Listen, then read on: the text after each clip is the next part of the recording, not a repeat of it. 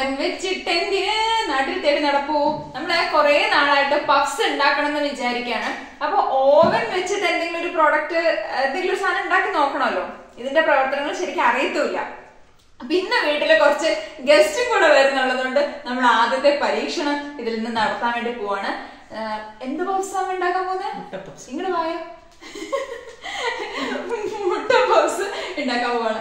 അമ്മയാണ് ഉണ്ടാക്കാൻ പോകുന്നത്. നമുക്ക് എങ്ങനെയാണെന്നുള്ളത് ഡീറ്റെയിൽ ആയിട്ട് കാണാം. സാധനങ്ങളൊക്കെ നമ്മളിവിടെ ഒരുക്കി വെച്ചിട്ടുണ്ട്. അപ്പൊ മൈദ നമ്മൾ തെള്ളി വെച്ചിരിക്കുക. ഇനി ഇത് നമുക്ക് അളന്ന് ഇങ്ങോട്ട് എടുക്കണം. അമ്മ എല്ലാവരും പഠിപ്പിച്ചു തന്നത് കൊണ്ട് അമ്മ മറ്റു ചില തിരക്കുകളിലായതുകൊണ്ട് മാത്രം എന്നെ കൈകൾ കൊണ്ട് ഞാനിത് ഉണ്ടാക്കാൻ പോവാണ്. ഇടയ്ക്ക് അമ്മേന്റെ സഹായത്തിന് വിളിക്കും.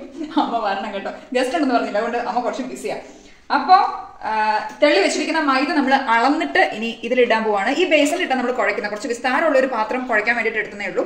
അപ്പൊ ഇത് അളക്കാണ്. 1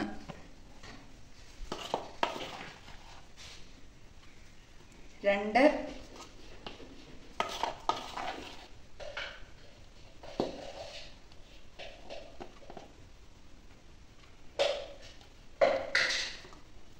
ഒരു 3.25 ഇല്ല, എന്നാ നമുക്ക് 3 നിറച്ചുള്ള ഒരു 3 എടുക്കാം.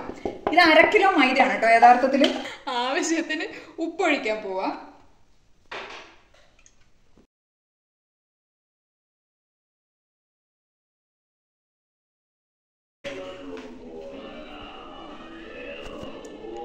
ഗൈസ്, ഇത് വെളിച്ചെണ്ണയാണ് ഒഴിക്കുന്നത്. കണ്ട വെള്ളം പോലെ തോന്നുമെങ്കിലും നമ്മുടെ സ്വന്തം തേങ്ങ ആട്ടിയ വെളിച്ചെണ്ണ കൊണ്ട് നമ്മളൊരു പിടി പിടിച്ചിരിക്കുകയാണ്. നല്ലോണം ഒന്ന് മിക്സ് ചെയ്തു. ഇതിന് നമുക്ക് വെള്ളം ഒഴിച്ചു കൊടുക്കാം. ലാസ്റ്റ് ആ അമ്മ വരുമ്പോൾ ഇതെന്തോ കാണിച്ചു വെച്ചിരിക്കാൻ ചോദിക്കുന്നത്. കുറച്ച് നമ്മുടെ ചപ്പാത്തിനേക്കാളും കുറച്ചും കൂടി ലൂസാക്കി പരത്തണം എന്നാണ് അമ്മ പറഞ്ഞത്.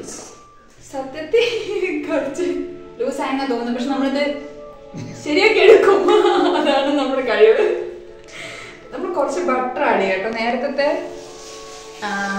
എണ്ണയുടെ ടേസ്റ്റ് വല്ലാണ്ട് പൊങ്ങി നിൽക്കാതിരിക്കാൻ നമ്മൾ കുറച്ച് ബട്ടർ മിക്സ് ചെയ്യുകയാണ്. കുറച്ച് നോക്കി നോക്കിയല്ലോ. നമ്മൾ കുറച്ച് ആട്ടപ്പൊടി മിക്സ് ചെയ്തിരിക്കുകയാണ്. അപ്പം മൈദപ്പൊടി നമ്മൾ ഉണ്ടായിരുന്ന അത്രേ എടുത്തു. അപ്പം എന്നെപ്പോലത്തെ ബിഗിനേഴ്സ് എന്ത് ചെയ്യണം? ഉള്ള പൊടി ഫുള്ളും കൂടെ ആദ്യം എടുത്തിടരുത്, കുറച്ച് മാറ്റി വെക്കണം. ഇതുപോലത്തെ കയ്യബദ്ധങ്ങൾ സംഭവിച്ചാൽ എന്തെങ്കിലുമൊക്കെ നമ്മൾ ചെയ്യണ്ട അതിന് വേണ്ടിയിട്ട്. പക്ഷെ കുഴപ്പമില്ല, ഇത് സെറ്റായിരിക്കും, സംഭവം സെറ്റായിരിക്കും. കുറച്ച് പൊടി ഇങ്ങനെ തൂകിയിട്ട് നല്ലോണം കുഴച്ചിങ്ങനെ എടുക്കുക. കഴുകി വൃത്തിയാക്കിയിട്ട് അതിലേ ഇടാവുള്ളൂ ഇട്ടോ.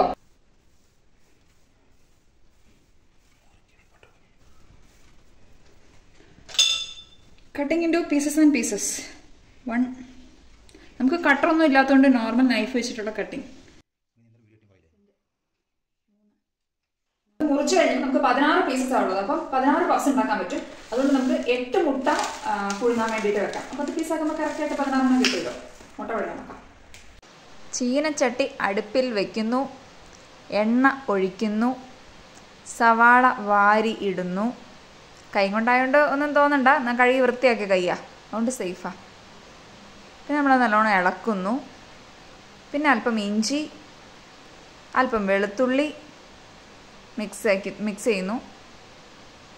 കുറച്ച് പച്ചമുളക് ഇടുന്നു. നല്ലോണം വഴറ്റുന്നു. മുളക് പൊടി, മല്ലിപ്പൊടി, കുരുമുളക് പൊടി, ഗരം മസാല.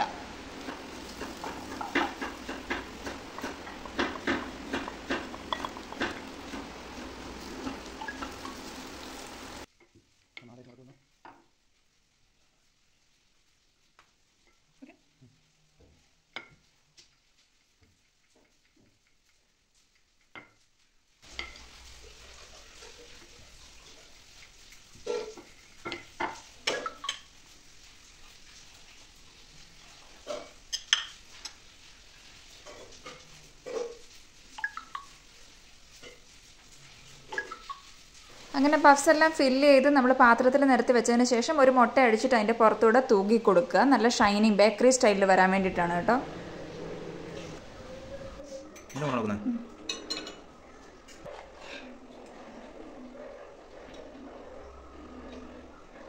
ഓക്കെ അല്ലേ? അടച്ച് അത് കോമ്പിയാണ് വേണ്ടത്. 600 വാട്ട്സ്. നമുക്ക് 20 മിനിറ്റ് ആണ് വെക്കണ്ട. 20 മിനിറ്റ് നമ്മൾ വെച്ചു. സ്റ്റാർട്ട് ചെയ്യാം.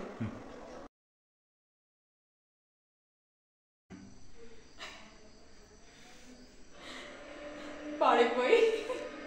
ഞാൻ കുളിക്കാൻ പോയതായിരുന്നു. ചൂടായിട്ട് പഫ്സ് തിന്നാനുള്ള കൊതി കൊണ്ട് ഓടി വന്നതാ.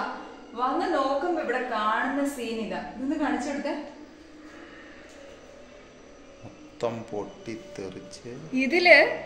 ഇത് നടുക്കിരുന്ന പഫ്സാ, ഇത് പൊട്ടിത്തെറിച്ച്. ഇനി ഈ മെഷീന്റെ ഉള്ളിൽ വേറെ എന്തെങ്കിലും പൊട്ടിത്തെറിച്ചാണോന്നും അറിയില്ല. ഇത് ഏതായാലും നല്ല കല്ല് പോലെ ഇരിക്കുന്നു. ഇത് മാത്രമല്ല, എല്ലാം കല്ല് പോലെയാണ് ഇരിക്കുന്നത്. ഭയങ്കര കട്ടിയായിട്ട്. ഒരു സെറ്റും കൂടെ ശരിക്കും നമുക്ക് വെക്കാനും ഉണ്ടായിരുന്നു. അപ്പൊ വേഗം കുളിച്ചിട്ട് വന്നിട്ട് അടുത്ത സെറ്റ് വെക്കാൻ റെഡിയായിട്ട് വന്ന ഞാൻ കാണുന്നത് ഈ കാഴ്ചയാണ്. അങ്ങനെ ചുരുക്കി പറഞ്ഞ നമ്മുടെ ആദ്യത്തെ പഫ്സ് ശ്രമം, നമ്മുടെ ഓവന്റെ ആദ്യത്തെ പ്രോഡക്റ്റ് പാളിപ്പോയി.